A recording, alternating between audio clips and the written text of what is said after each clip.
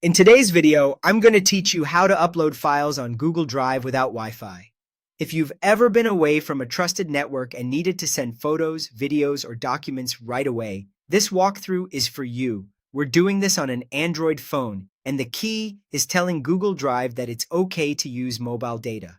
Once that permission is set, your uploads will work over your cellular connection or even through a hotspot, so you're not stuck waiting for Wi-Fi. Start by opening the Google Drive app on your Android device. On the main screen, look to the top left for the menu icon, then tap it to open the side panel. From there, tap Settings.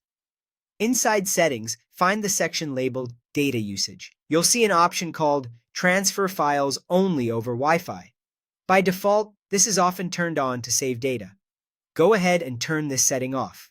That switch is the entire difference.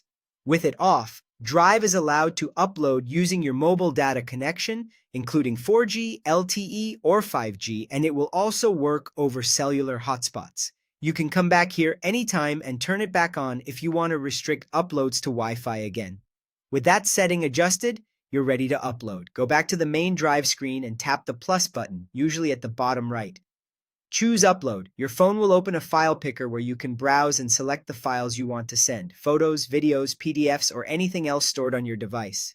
As soon as you confirm your selection, the upload should begin immediately, even if you're not connected to Wi-Fi. You'll see progress indicators inside Drive or in your notification shade, showing each file moving to the cloud. A quick note on expectations. Uploading over mobile data can be slower than a strong Wi-Fi connection, especially for large videos or batches of files. That's normal, and you can let it run in the background while you continue using your phone. Just keep an eye on the progress so you know when everything's finished. Before you rely on cellular uploads for big transfers, consider your data plan. Large files can consume a lot of data and may lead to extra charges or throttling depending on your carrier. If you're tight on data, you might compress files first or wait for Wi-Fi for really large uploads.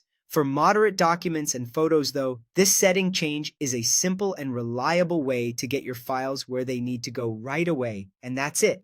Quick, clear, and ready whenever Wi-Fi isn't.